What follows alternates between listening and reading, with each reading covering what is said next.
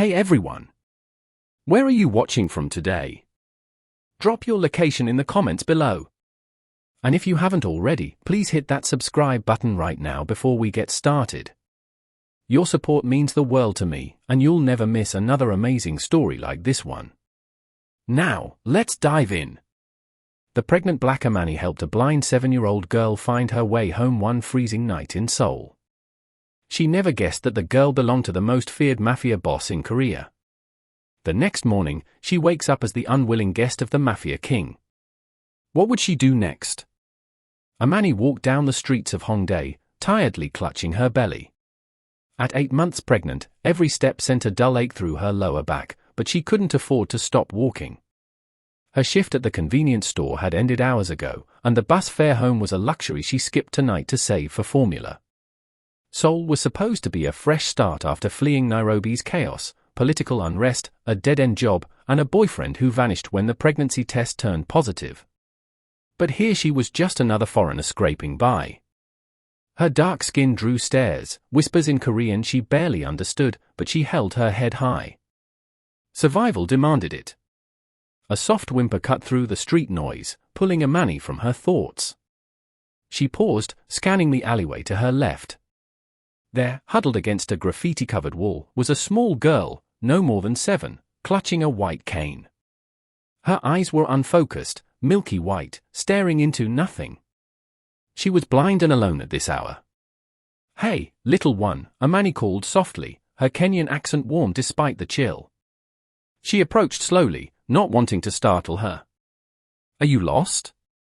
Where's your family?" The girl tilted her head, listening. Her face was pale, framed by messy black hair, and she wore a pink coat that looked too expensive for this grimy corner.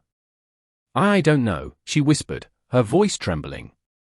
"Daddy said to wait, but the car left. I heard noises and got scared." Amani's heart twisted. No child should be out here alone, especially not one who couldn't see the dangers lurking. "What's your name, sweetie?" "Yura," the girl replied, sniffing back tears. "Kim Yura. I'm Amani. Let's get you home. Do you know your address?" Yura nodded hesitantly, reciting a street name in a posh district that Amani vaguely recognized. Gangnam, maybe. It was miles away. But what choice did she have? Leaving the kid wasn't an option. "Hold my hand," Amani said, guiding Yura's tiny fingers to her own. They walked in silence at first, Yura's cane tapping rhythmically against the pavement. Amani kept her pace slow, describing the obstacles aloud. "Step up here, curb coming." The night deepened as they left the bustling streets behind, entering quieter residential areas. Yura chatted eventually, asking about Amani's accent and her pregnancy. "Is the baby a boy or girl?" she asked, her small hand pressing gently against Amani's belly. "Girl," Amani said with a smile. "She's kicking a lot tonight. Do you want to feel her?" Yura's face lit up as she felt the subtle thump. "She's strong like you." Amani laughed softly, but unease crept in. The neighborhood was changing. It was too pristine, too silent. High walls lined the streets, topped with razor wire. There were no stray cats, no late-night walkers. "This doesn't feel right," Amani muttered under her breath. Yura's address led to a gated compound, massive iron gates flanked by security cameras that swiveled toward them. Before she could question it, black SUVs screeched to a halt around them, headlights blinding. Doors flew open and tall men in dark suits poured out with earpieces and bulges under their jackets that screamed guns. Amani's pulse skyrocketed. "You stay behind me," she told Yura. But the girl recognized the voices. "Uncle Jonah," she called out. One man stepped forward, his face hard as stone. "Miss Yura, we've been looking for you." His eyes locked on Amani, cold and assessing. "And who are you?" "I found her lost in Hongdae," Amani said firmly, refusing to back down. "She gave me this address. I'm just helping." The man didn't respond. Instead, he nodded to the others. Rough hands grabbed Amani's arms, twisting them behind her back. "Hey, let go," she shouted, struggling as they dragged her toward a vehicle. Yura cried out, but another man scooped her up gently, whispering assurances. Panic surged through Amani. This wasn't police. This was something darker. The baby kicked wildly as if sensing her fear. "You can't do this. I'm pregnant, for God's sake," she cried. Her protests fell on deaf ears. A cloth pressed over her mouth, and chemical fumes flooded her senses. The world blurred, then went black. Amani awoke with a gasp, her head pounding like a drum. She was on a plush bed in a room that screamed luxury. But the door was locked and the windows were barred with elegant grills.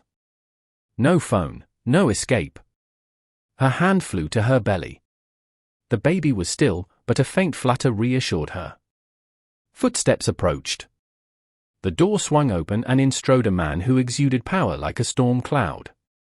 He was tall, broad-shouldered, with sharp features and eyes like polished obsidian. His suit was tailored to perfection, but the tattoo peeking from his collar hinted at something feral beneath. Kim Jun, though she didn't know his name yet, the most feared Mafia boss in Seoul, ruler of shadows and secrets. He stopped at the foot of the bed, arms crossed. "Who sent you?" His voice was low and icy. Amani sat up, glaring. "Sent me? I don't know what you're talking about. I helped your daughter, assuming that's who Yura is. She was lost alone at night. What kind of father lets that happen?" His jaw tightened. "Don't play innocent. You tracked her. Led her here to confirm her location for my rivals. Who are they? The Lee Syndicate? The Russians?" Amani's laugh was bitter and fueled by adrenaline and outrage. "Tracked her? I'm a pregnant woman working minimum wage in a city that barely tolerates me. I don't know your rivals or your games. I saw a blind kid crying in an alley and did what any decent person would. If that's a crime, then lock me up. But oh, wait, you already did." Kim's eyes narrowed, scanning her like a predator sizing up prey. "A foreigner? No papers, I bet. Easy to dispose of." He stepped closer, towering over her. "Tell me the truth." "Or what?" Amani snapped, refusing to cower. She stood though her legs wobbled. "You'll kill me? Hurt my baby? You're nothing but a criminal monster hiding behind your fancy house and goons. Real men protect their kids, not leave them wandering the streets." For a split second, something flickered in his eyes. Surprise, amusement. But it vanished, replaced by steel. "Detain her," he ordered the guard at the door. "Verify her story. If she's lying, make it quick." As he turned to leave, a wail echoed from down the hall. Yura's cries, hysterical and piercing. "Daddy, where's the nice lady? I want her." Kim paused, his shoulders tensing. The cries grew louder, and he could hear the servants' voices trying to soothe her in vain. Amani felt a pang. The girl was terrified. "Bring the woman," Kim barked finally, irritation cracking his facade. The guard yanked Amani forward, marching her to a nearby room adorned with toys and soft lights. Yura was on the floor sobbing into a pillow, her small body shaking. "You okay, sweetie?" Amani said softly, kneeling despite the guard's grip. The girl's head snapped up. "Amani, is that you?" She scrambled toward the voice, arms outstretched. Amani pulled her into a hug, ignoring Kim's glare. "I'm here. It's okay." Yura clung to her, tears soaking Amani's shirt. "Don't go, please." Kim watched, his expression unreadable. "She stays until we confirm," he said curtly. "For now." As Amani comforted Yura, stroking her hair and humming a lullaby from her childhood, she caught Kim's eye. He didn't look away, but there was a crack in his armor, a hint of uncertainty. This wasn't over. Not by a long shot. But in that moment, with Yura calming in her arms, Amani knew she'd walked into a viper's nest, an escape that seemed as distant as the life she'd left behind.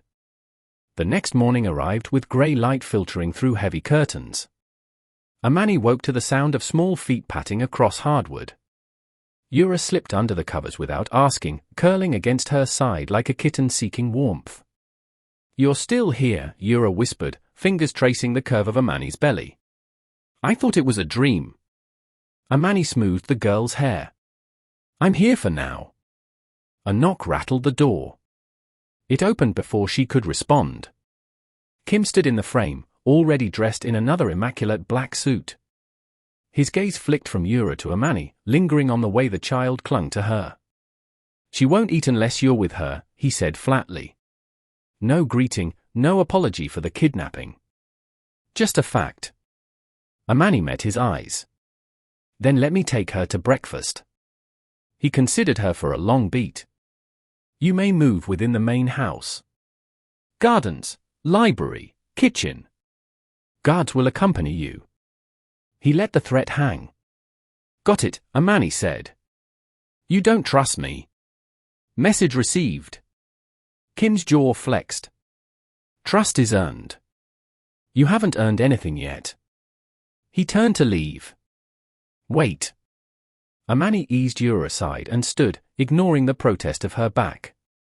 "You said a main house. How big is this place?"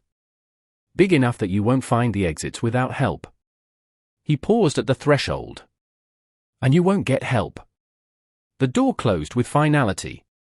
Breakfast was served in a sunlit conservatory that overlooked manicured grounds. Windows framed cherry trees stripped bare by winter. Yura sat between Amani and an empty chair that clearly belonged to Kim, though he never appeared. Amani ate slowly, watching the two guards stationed at opposite ends of the room. They didn't speak, didn't blink much. One of them had a fresh bruise blooming along his jaw. Probably part of someone else's temper. Or maybe Kim's. Yura pushed scrambled eggs around her plate.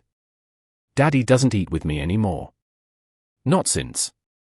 She trailed off, touching the bridge of her nose where pale scars crossed like faint lightning. Amani's throat tightened. "Since your eyes." Yura nodded. "Mommy got sick after. Then she went away forever. Daddy says it's my fault sometimes when he's angry, but he doesn't mean it." Amani set her fork down. "It's never a child's fault when adults make bad choices. You hear me?" Yura's lip trembled. "You're not scared of him." "I'm terrified," Amani admitted quietly. "But fear doesn't mean I have to shrink." Yura reached for her hand again. Amani let her take it. The day passed in uneasy increments. Amani was allowed to walk the West Wing corridors, always shadowed by at least one guard. She tested boundaries by lingering near stairwells, pausing by doors that looked like service exits. Every time, a firm hand on her elbow guided her back. She tried the library next, scanning high shelves, leather-bound volumes in Korean and English, medical texts, philosophy, history. There was nothing on organized crime, naturally. She pulled down a worn copy of The Little Prince and carried it to a window seat. Yura found her there an hour later, guided by the soft sound of pages turning. "Can you read to me?" the girl asked. Amani opened the book. She read slowly, letting her accent wrap around the words like a lullaby. Yura listened with her whole body, head tilted, fingers tapping a gentle rhythm on Amani's knee. When the chapter ended, Yura whispered, "You sound like home. Even though I've never been to wherever you're from." Amani's eyes stung. She blinked hard. "Home isn't always a place, little one. Sometimes it's a voice." Evening fell early in winter. Amani was returned to her room that was still luxurious, still locked. Dinner arrived on a silver tray. Grilled fish, steamed vegetables, a bowl of warm rice porridge she hadn't asked for, but desperately needed. Prenatal vitamins sat beside the glass like an accusation. She ate alone. Later, after lights out, she heard the faintest click of a door farther down the hall. She sat up in the dark. Soft footsteps approached her door and stopped. No knock, no voice, just presence. Amani's heart thudded against her ribs. She waited. After a long minute, the footsteps retreated. She exhaled shakily and pressed both hands to her belly. The baby rolled lazily as if reminding her she wasn't alone. Kim stood in the security room, arms folded, staring at the grainy feed from the hidden camera in Amani's suite. She was sitting on the edge of the bed now, rocking slightly, one palm cradling the swell of her stomach. Her lips moved. She was singing maybe. No sound came through the feed, but he could imagine the timbre. Low, rich, steady. Yura had fallen asleep hours ago with her small hand tucked inside Amani's. The woman hadn't pushed her away. She hadn't flinched when the child's blind searching fingers brushed her face. Kim's thumb rubbed absently over the scarred knuckle of his right hand. One of his lieutenants cleared his throat. "Sir, the trace on the foreign woman came back clean. No known affiliations, no encrypted messages. Bank account shows paycheck deposits from a 24-hour mart in Hongdae. Rent overdue by 2 months. She applied for every shelter within 50 kilometers last summer. Got waitlisted on all of them." Kim didn't turn. And the street cameras confirmed. She approached the girl at 22:47. No prior contact, no tail, just bad luck. Or exceptional luck, Kim murmured. The lieutenant hesitated. There is one anomaly. Kim finally looked at him. Someone ran her face through a private facial recognition database 30 minutes after she entered the compound.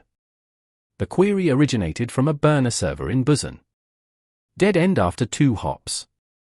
Kim's expression didn't change, but the air in the room grew heavier. "Find the source," he said. Quietly. The lieutenant nodded and left. Kim returned his attention to the monitor. Amani had begun humming again. It was something slow and mournful, the notes rising and falling like waves. Yura shifted in her sleep, nestling closer. Kim watched for another minute. Then he reached out and killed the feed. The screen went black. He stood in silence. The only sound, the low hum of cooling electronics. Outside, snow began to fall. Soft, silent flakes that would cover every trace by morning. Inside, something colder settled in his chest. He told himself it was just suspicion. He almost believed it. 3 days passed in confinement and a reluctant routine. Amani woke each morning to Yura's small hand already searching for hers. Breakfast was in the conservatory.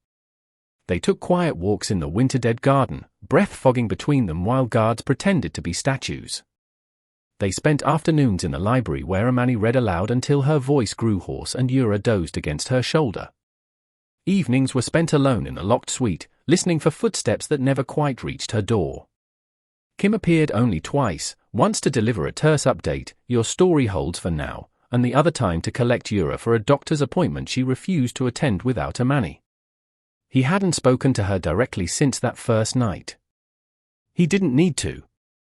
His presence filled the house like smoke, but the house itself had begun to speak. Whispers drifted through corridors when guards thought no one was listening. Amani caught fragments during her supervised walks. The Lee family is moving pieces again. Heard they're asking about the foreign woman. If she's leverage, he'll never admit it. Kim's gone soft. One blind kid. And now this. The word stopped whenever she rounded a corner. But the silence that followed was louder. On the 4th afternoon, while Yura napped in the sunlit reading nook, Amani slipped into the narrow service hallway that connected the library to the kitchens. She moved slowly, one hand on the wall to steady her balance, the other cradling her belly. The baby had grown restless lately, sharp kicks that felt like tiny protests against captivity. She paused near an open doorway where 2 men in dark jackets stood smoking, backs to her. "Told me straight. If the African woman's clean, why is the boss keeping her?" The answer came back fast. "Because someone else wants her gone." The second man snorted. "Rivals think she's the new weak spot. Blind daughter wasn't enough. Now he's got a pregnant hostage who talks back. Perfect bait or the perfect way to get him killed." Amani pressed herself against the wall, heart hammering. "Bait." The word lodged in her throat like glass. She retreated before they turned, slipping back to the library on shaking legs. That evening, Kim finally summoned her, not to the study, not to some cold interrogation room, to the rooftop garden, a glassing conservatory high above the compound, lit only by strings of warm bulbs and the city glow beyond. Yura was already asleep downstairs. This was private. He stood near the railing, hands in his pockets, looking out at Seoul's glittering sprawl. Snow dusted the outdoor planters. Winter refused to relent. Amani didn't sit when the guard gestured to the chair. She remained standing, arms crossed over her chest. "You wanted to see me." Kim didn't turn. "You've been listening." "I've been breathing," she corrected. Whispers happen. He finally faced her. The overhead lights carved harsh shadows under his eyes. "What did you hear?" "Enough to know I'm not just a guest anymore. I'm bait." Something flickered across his face. Annoyance maybe, or recognition. "You're an inconvenience." "Not bait." "Then let me go." Her voice cracked on the last word, betraying the fear she'd buried for days. "You checked my story. I'm nobody. Let me walk out of here before your enemies decide I'm worth more dead than alive." Kim stepped closer. "You think the streets are safer? You think whoever ran your face through that database will just shrug and forget you exist?" Amani laughed, a short bitter sound. "So I should stay your prisoner forever? That's your solution?" "For now," he replied. "No." She took a step toward him, closing the distance until she had to tilt her head back to meet his gaze. "You don't get to decide for now.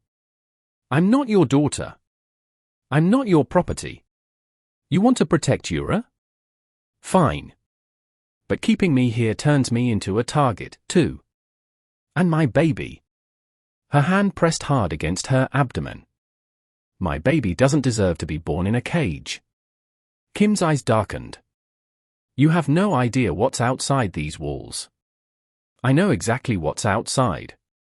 I lived it for 8 months before your daughter wandered into my path. I know hunger.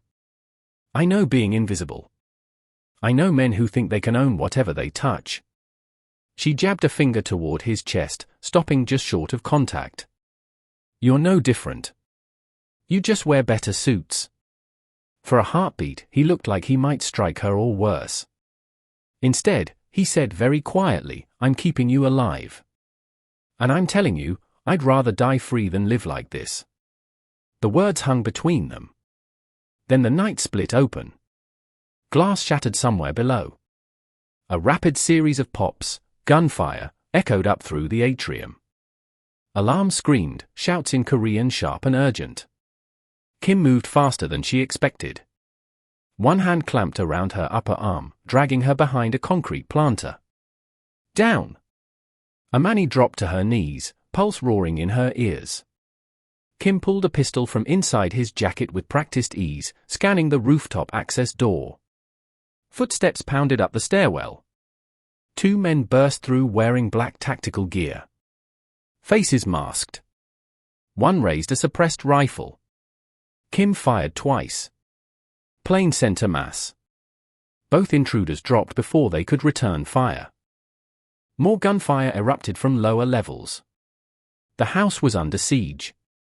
Kim hauled Amani to her feet, shoving her toward the interior stairwell. "Move!" She stumbled after him, one hand on the railing, the other wrapped protectively around her stomach. The baby kicked hard. Pain lanced through her side. They reached the second-floor landing just as a third attacker appeared at the bottom of the stairs. Kim didn't hesitate. 3 shots. The man crumpled. Blood sprayed across marble. Amani stared at the body, bile rising in her throat. Kim didn't pause. He yanked her down the hall toward Yura's room. Guards were already there, forming a perimeter. One of them held Yura, who was crying, arms outstretched. "Amani!" Kim barked orders in Korean that were too fast for her to catch. Then turned back to her. "Stay with her. Don't move." He disappeared down the corridor, pistol still in hand. Minutes later, the gunfire slowed, then stopped. When Kim returned, his left sleeve was torn, blood soaking the fabric from a shallow gash across his forearm. His face was calm. Too calm. He looked at Amani. Really looked. She was shaking, cradling Yura against her chest while the girl sobbed into her neck. Blood streaked the floor where the dead man had been dragged away. The metallic smell clung to everything. "You saw," Kim said. Not a question. Amani's voice came out thin. "I saw you kill 3 people in under 2 minutes. I saw you protect my daughter while bullets flew." He wiped his knife on his pant leg, sheathed it. "We're not finished." She stared at him. Really stared, seeing the man beneath the myth for the first time. Not just a monster. A father who'd just torn through an armed incursion to reach his child. A man bleeding and still standing between danger and the 2 people in front of him. "You can't keep doing this," she whispered. "Not forever." Kim's gaze dropped to her belly, then back to her face. "I don't have forever. I only have now." He stepped closer, close enough that she could smell gunpowder and copper on him. "I'm not letting you leave," he said, voice low. "Not tonight. Not tomorrow. Not until I know who sent them and why." They knew exactly where to look. "And if they come for me next time, then they come through me first." The promise sounded like a threat. Or maybe a vow. Yura whimpered against her shoulder. Amani closed her eyes, exhaustion crashing over her like a wave. She didn't answer. She didn't have to. The war had already found her. And now it refused to let her go. The compound settled into an uneasy quiet after the attack. There were no more alarms or gunfire. Amani didn't ask where the bodies went. She didn't want to know. Kim kept his distance for 2 full days. She saw him only in passing. Once through a window as he inspected the perimeter with his lieutenants, once in the hallway when he paused outside Yura's door, listening to the girl laugh at something Amani had said. He never entered, never spoke, but the air changed around him. Less ice, more weight. On the 3rd morning, a doctor arrived, not the kind who made house calls for colds. A discreet obstetrician in a plain coat, escorted by 2 guards. He examined Amani in her suite while Yura waited in the next room, humming to herself. Blood pressures elevated, the doctor said, peeling off his gloves. "Stress isn't helping. You need rest, proper nutrition, no sudden movements. I've left supplements and a monitor. Use it." Kim stood in the doorway the entire time, arms crossed, silent. When the doctor left, Kim lingered. "You'll have weekly checkups now," he said. "Prenatal vitamins delivered daily. If anything feels wrong, you tell the guard immediately."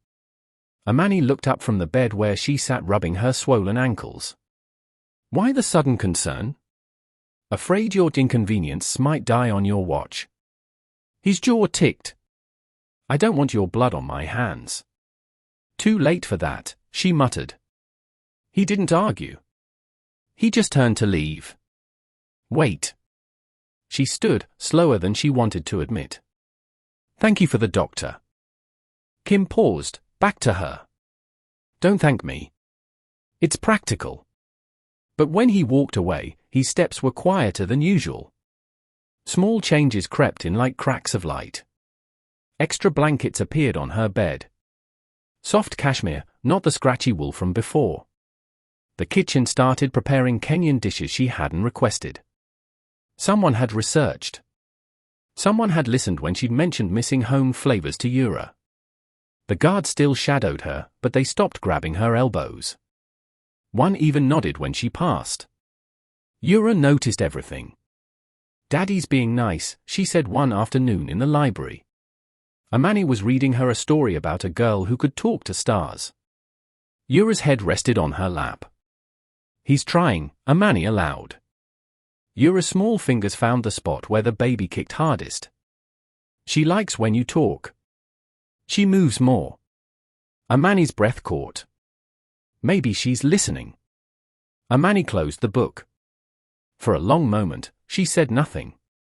Just let Yura trace circles over the taut skin of her belly. Then very softly, Yura whispered, "Mama." The word landed like a stone in still water. Amani froze. Yura's face flushed pink. I didn't mean, I just... Amani swallowed the sudden thickness in her throat. She covered Yura's hand with her own. It's okay, little one. I know what you meant. She didn't correct her. Neither did Kim. He'd been standing in the doorway for the last 30 seconds, unseen. When Amani finally looked up, their eyes met across the room. He didn't speak, just gave the slightest nod, like permission, and walked away. That night, Amani couldn't sleep. She sat by the window watching snow dust the garden lights. Her back ached. Her mind raced. Every time she closed her eyes, she saw blood on marble. Heard the crack of gunfire. Felt Kim's hand on her arm pulling her behind cover. She hated how safe she'd started to feel here. There was a soft knock on the door. She tensed. The door opened slowly. Kim stepped inside. No jacket, sleeves rolled to his elbows. The bandage on his forearm freshly changed. He looked younger without the armor of formality. Tired. He didn't come closer than the threshold. I need to tell you something. Amani stood. If it's another threat? It's about Yura's mother. The word stopped her cold. Kim looked at the floor, then at her. Her name was Mina. We were married for 6 years. She was light, the kind of person who made rooms feel warmer just by walking in. His voice stayed even, but the knuckles of his right hand whitened. Yura was 4 when the accident happened. Rival hit. They meant to kill me, but they missed. Shrapnel took her sight. Mina never recovered from the guilt. She blamed herself for not protecting Yura. Depression took her 18 months later. Amani's chest ached. I'm sorry. Kim shook his head once. Don't be. Just understand why I can't let anything happen to her again. Why I locked this place down like a fortress. Why seeing you with her undoes me, he said quietly. Amani took a step forward before she could stop herself. You think keeping us locked in here protects her? I think it's the only thing I know how to do. Silence stretched. Then slowly Kim lifted his hand. Not to grab, not to threaten, just open. Palm up. Amani stared at it. He didn't move closer, didn't demand. She lifted her own hand. Their fingers brushed, barely. His skin was warm, calloused. For one heartbeat, the room held its breath. Then the baby kicked hard right where their hands almost met. Amani gasped, laughing despite herself. She's awake. Kim's eyes dropped to her belly. Something raw crossed his face. Wonder maybe. Grief. Longing. He pulled his hand back first. I won't force anything, he said quietly. But I won't pretend I don't see you. Amani wrapped her arms around herself. I still don't trust you. I know. I still want to leave. I know that, too. He turned to go. At the door, he paused. But if you ever decide you want to stay, not because you have to, because you choose to, I'll be here. The door closed softly behind him. Amani sank onto the edge of the bed, heart pounding. She pressed both hands to her stomach and whispered to the baby, "What are we doing?" No answer came, but the first contraction hit 10 minutes later. It was sharp, unmistakable, and too early. Pain radiated down her spine. She gasped, doubling over. The room tilted. She reached for the intercom button Kim had installed after the doctor's visit. Her finger hovered over it, then pressed. "Help," she whispered into the speaker. "It's happening now." Footsteps thundered down the hall before she finished the sentence. The contractions came fast and merciless. Amani barely registered the door flying open before Kim was there, scooping her up, arms under her knees and back like she weighed nothing. Pain ripped through her abdomen. She clutched his shirt, nails digging in. "Hold on," he said, voice low and steady against her ear. "I've got you." Guards scattered ahead of him, clearing corridors. Alarms blared again, but it was not the sharp wail of an external breach, but the internal lockdown siren. Something was wrong. Very wrong. Kim carried her down 3 flights of stairs to the basement medical wing she hadn't known existed.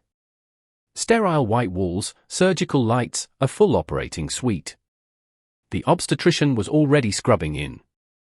Face pale. "Premature labor," the doctor barked. "How far apart?" For minutes, Amani gasped as another wave hit. "Maybe less." Kim set her on the gurney. Nurses swarmed. Fours, monitors, oxygen mask. He didn't let go of her hand. "Get out," one nurse snapped at him. He didn't move. The doctor glanced up. "She needs space." "He stays with me," Amani cut in through gritted teeth. "He stays." Kim's grip tightened. "Not painful." Anchoring. Then the real chaos arrived. Explosions rocked the upper levels. Dull thuds that vibrated through concrete. Shouts, automatic gunfire. The compound was under full assault. Kim's radio crackled. "Sir, 3 entry points. Lee Syndicate plus hired muscle. They've breached the east gate. Heavy casualties." Kim's face didn't change. He leaned down to Amani. "Breathe. Focus on me." She laughed, a broken, incredulous sound. "They're trying to kill us, and you want me to breathe? I want you alive." He brushed sweat-damp hair from her forehead. "Both of you." Another contraction hit. She cried out, squeezing his hand until her knuckles whitened. The doctor worked quickly. "We're at 7 centimeters. No time for epidural. We're doing this now." Kim looked at the ceiling as another blast shook the lights. "Status on Eura." "Secure in the panic room with 4 men," came the reply. "She's asking for Amani. Tell her Amani is safe. Tell her daddy's bringing her a sister soon." Amani's eyes flew open. "You don't know that." "I know I'm not losing either of you tonight." The words landed harder than any contraction. Gunfire echoed closer down the halls now. Kim pulled his pistol with his free hand, eye scanning the doorway without letting go of her. A masked figure appeared in the corridor. One of Kim's guards tackled him before he could raise his weapon. More shots. A body hit the floor. Kim never flinched. "Push," the doctor ordered. Amani bore down, screaming through clenched teeth. Kim murmured something in Korean. Soft, rhythmic, like a prayer she couldn't understand. His thumb stroked the back of her hand in time with her breaths. One more push. A thin, furious cry split the air. The doctor lifted a tiny red, wriggling body. "Girl. She's small, 4 pounds even, but she's breathing." Kim exhaled like he'd been holding oxygen for years. Nurses whisked the baby to the warmer, suctioning, wrapping, checking. Amani collapsed back, trembling. Kim leaned over her, forehead against hers. "You did it," he whispered. Tears slipped down her temples. "We did it." The baby's cries quieted as they placed her skin to skin on Amani's chest. Tiny fist against her heartbeat. "Perfect." Kim stared at the newborn like she was a miracle he hadn't believed in anymore. His free hand hovered, uncertain, then gently touched the downy black hair.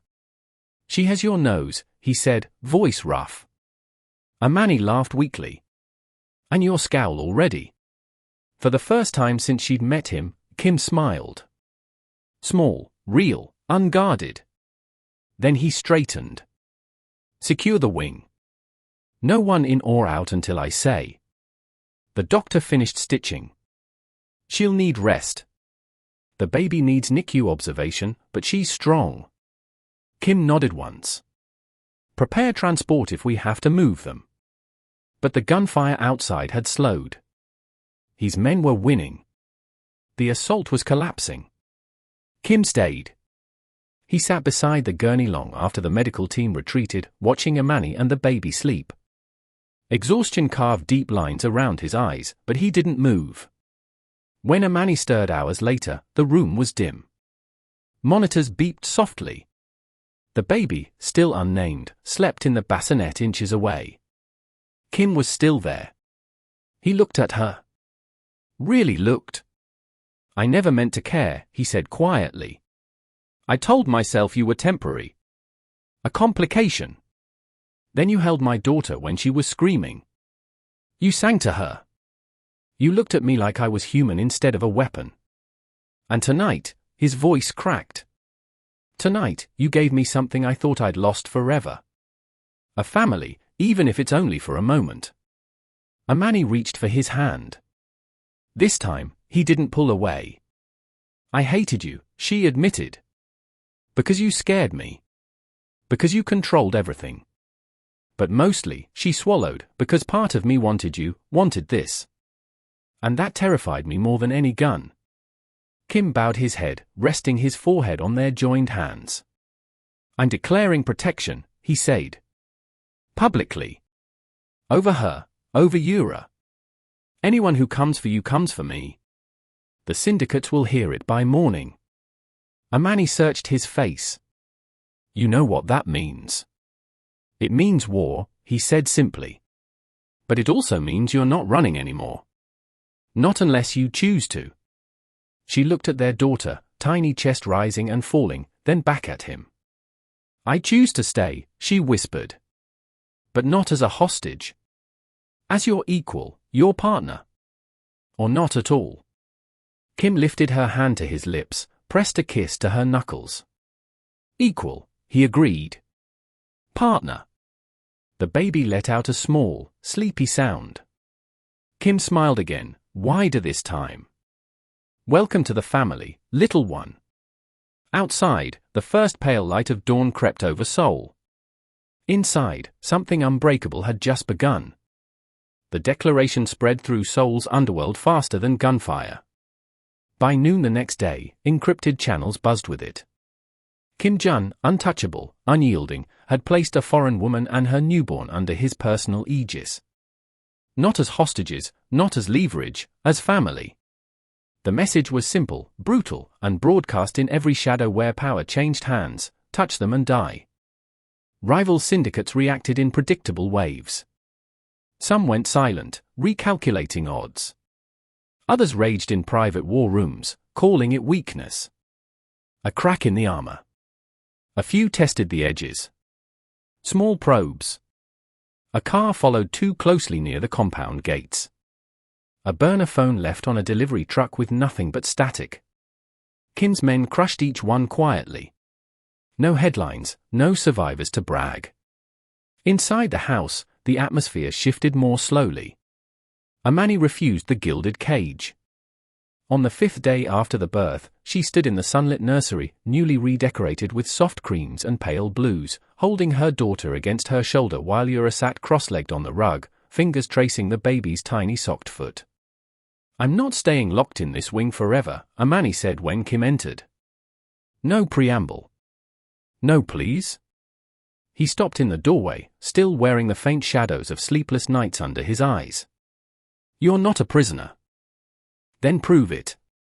She met his gaze steadily. "No more guards shadowing every step. No more locked doors between me and the front gate. I want keys. I want a phone that isn't monitored. I want to walk outside these walls with my children without wondering if I'm being tailed or worse, if I'm bait again." Kim's jaw worked. He looked at Yura, who had gone still, listening. Then at the baby who had fallen asleep against Amani's heartbeat. "You understand what that exposes you to," he said quietly. "I understand exactly. I've lived exposed my whole life. The difference is now I'm choosing it with you. Not behind you." Silence stretched. Yura spoke first, her small voice cutting through the tension. "I want to go to the park again with Amani and the baby and you, Daddy. All of us." Kim exhaled through his nose. Something in his shoulders loosened. Not surrender, but acceptance.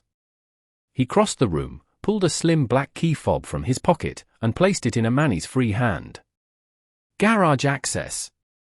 Main gate override. My personal driver is on standby 24/7. If you leave the compound, 2 men follow at distance. Non-negotiable. Not for control, for survival. Amani closed her fingers around the fob. He produced a second device. Simple matte black. No visible branding. Unmonitored line. My number is the only pre-programmed contact. Use it if you need me. Only if. She studied his face. Thank you. Don't thank me yet. His voice dropped. I'm still learning how to do this without suffocating you. Amani reached out, brushed her fingertips along his jaw, the first voluntary touch she'd offered since the rooftop almost confession. Then we learned together. Weeks blurred into cautious normality. Amani took the girls to a quiet park in Seongbuk-dong 3 times a week. Bodyguard stayed 50 meters back, blending into joggers and dog walkers. She pushed the double stroller, her daughter strapped safely in front, Yura holding the handle beside her, cane tapping a proud rhythm. Kim joined them once. No suit, dark hoodie, jeans, cap pulled low. He walked beside her, hands in pockets, saying little. When Yura asked to be lifted onto the swings, he obliged without hesitation. Strong arms, gentle push. Amani watched him watch their daughters, and something warm and terrifying settled in her chest. She set boundaries in small, firm ways.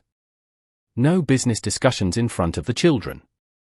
No disappearing for days without a message.